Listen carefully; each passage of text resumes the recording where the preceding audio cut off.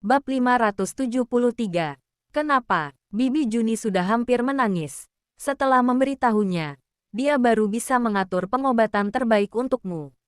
Lagi pula kalian sekeluarga. Sudah seharusnya saling terbuka. Tidak boleh menyembunyikan sesuatu. Sebagian besar tabib zaman sekarang adalah lulusan universitas. Beberapa tabib terkenal sungguh tidak mudah ditemukan. Tracy berbicara dengan napas tersengal. Aku ingat. Dulu ayah punya teman seorang tabib. Ilmu medisnya sangat hebat. Kemudian dia pindah. Kita bisa pergi mencarinya. Mungkin saja akan berhasil. Benar. Aku masih ingat namanya Tabib Hansen. Bibi Juni menganggukkan kepalanya. Aku akan segera mencari tahu. Jangan mencari tahu. Begitu Bibi mencari tahu, maka akan terbongkar. Tracy terlihat sedikit kesulitan saat berbicara. Aku akan minta bantuan Paman Paul. Begitu ada kabar, dia akan memberitahu kita.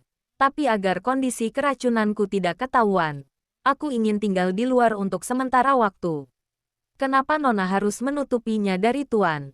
Bibi Juni tidak mengerti. Racun ini sangat mematikan. Masih belum tahu bisa disembuhkan atau tidak.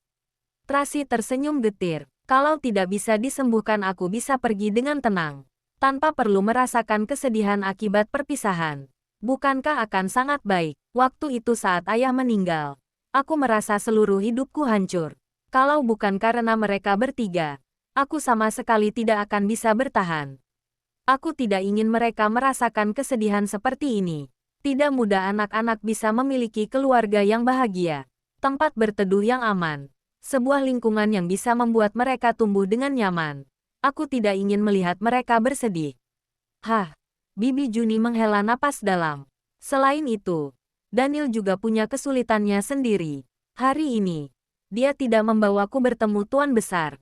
Pasti karena tidak ingin memprovokasi Tuan Besar. Kalau Tuan Besar tahu, akulah ibu dari anak-anak, pasti tidak akan setuju aku masuk ke keluarganya. Kepergianku sementara waktu ini, untuk memberi ruang bagi kami masing-masing.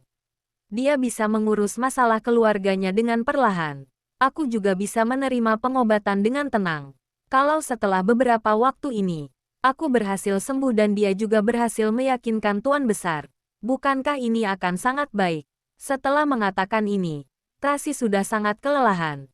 Bibi Juni, awalnya aku juga tidak ingin Bibi khawatir, tapi aku membutuhkan perlindunganmu. Baru bisa pergi, anak bodoh. Apapun yang terjadi padamu, aku akan selalu ada di sisimu untuk melindungimu dan menjagamu. Ujar Bibi Juni sambil menyeka air matanya. Terima kasih Bibi Juni. Kelopak mata Tracy sedikit berat. Aku tidur sebentar. Aku akan keluar setelah pulih. Ya, tidurlah dengan tenang. Aku akan menjagamu di sini. Bibi Juni menyelimutinya, memegang dahinya yang sedingin es. Lalu melanjutkan menyeka tubuhnya dengan handuk hangat. Dia sungguh sedih melihat Tracy seperti ini. Mana Mami? Anak-anak itu bermain hingga berkeringat. Ketika tidak menemukan maminya saat kembali ke rumah, mereka melangkahkan kaki mungil mereka kemana-mana untuk mencarinya. Seharusnya Mami ada di kamar Bibi Juni, ujar seorang pembantu. Tuan muda kecil, Nona kecil, ingin memanggilnya. Ya, tidak perlu. Carlos menyela kata-kata Carla dan berkata dengan pengertian. Mami dan Nenek sedang membahas sesuatu. Lebih baik kita tidak mengganggu mereka. Kita belajar dulu saja. Oke, ayo belajar. Ketiga anak itu sangat suka belajar dengan Daniel. Kalian naik dulu dan tunggu Papi di atas. Daniel ingin melihat Tracy. Oke, Papi. Ketiga anak itu melangkahkan kaki pendek mereka dan naik ke lantai atas. Para perawat mengikuti dari samping untuk menjaga mereka. Takut mereka terjatuh. Daniel berjalan ke sisi luar kamar Bibi Juni dan mengetuknya perlahan. Siapa? Tanya Bibi Juni dari dalam. Aku. Jawab Daniel sopan. Apa Tracy ada di sini? Ya. Bibi Juni sedikit panik. Dia segera berjalan ke pintu. Lalu membuka sedikit. Lambungnya sedang tidak nyaman. Sudah minum obat dan sedang beristirahat. Bab 574. Kenapa bisa begini? Daniel segera mengeluarkan ponselnya dan ingin menelpon Lily. Aku akan memanggil Lily datang. Tidak perlu. Tidak perlu. Hanya lambung saja yang tidak nyaman. Sudah minum obat. Akan sembuh setelah beristirahat sejenak. Bibi Juni menoleh sekilas untuk melihat Tracy. Dia baru tertidur. Setelah bangun aku akan mengantarkannya ke atas. Tuan, lanjutkan pekerjaanmu dulu saja. Baiklah. Daniel berbalik dan pergi. Tapi dia masih tidak tenang. Maka menelpon Lily untuk datang. Lalu dia naik ke atas menemani anak-anak. Tracy terbangun setelah tidur selama sejam lebih di kamar Bibi Juni. Setelah bangun kondisinya sudah kembali normal.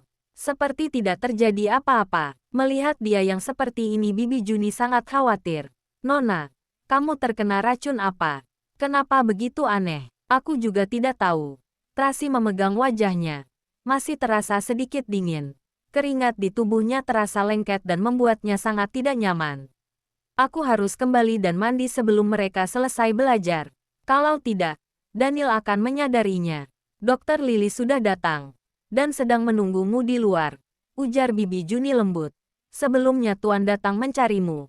Aku mengatakan lambungmu tidak nyaman dan tidur di kamarku.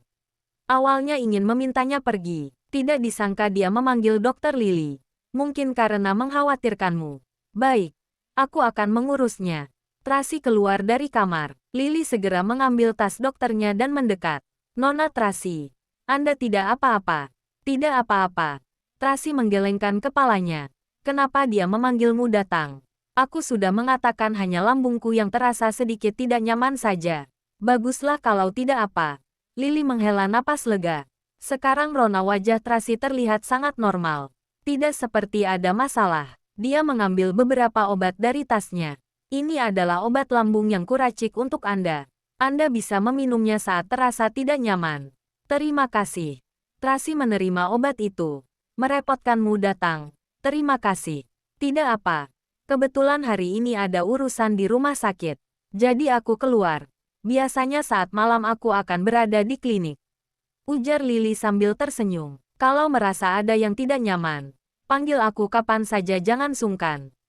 Ya, terima kasih. Setelah mengantar Lily pergi, Tracy naik ke atas. Dia tidak bisa menahan diri untuk tersenyum saat mendengar suara tawa anak-anak dari ruang kerja.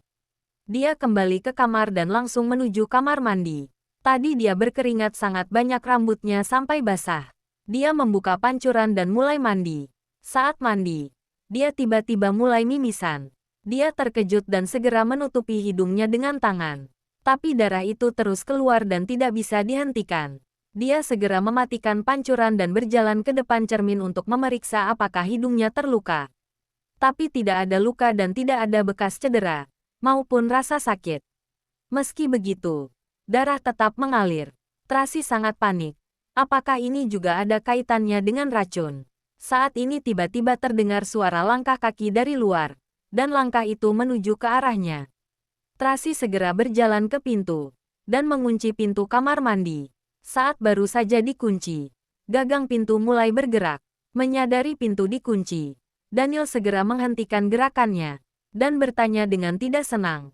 Apa yang kamu lakukan? Sejak bersama mereka sama sekali tidak memiliki kebiasaan mengunci pintu.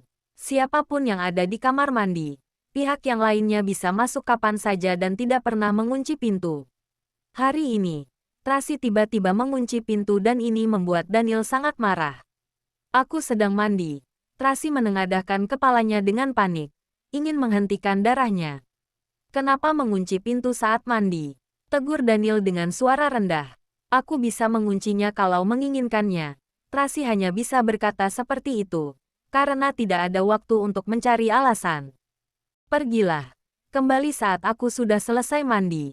Daniel merasa kesal hingga wajahnya muram, tapi dia tetap pergi. Tracy berjuang keras di kamar mandi selama beberapa waktu.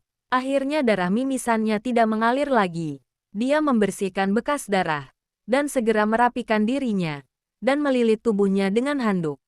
Lalu berjalan keluar. Jangan lupa like, comment, and subscribe ya. Terima kasih. Tunggu terus kelanjutannya.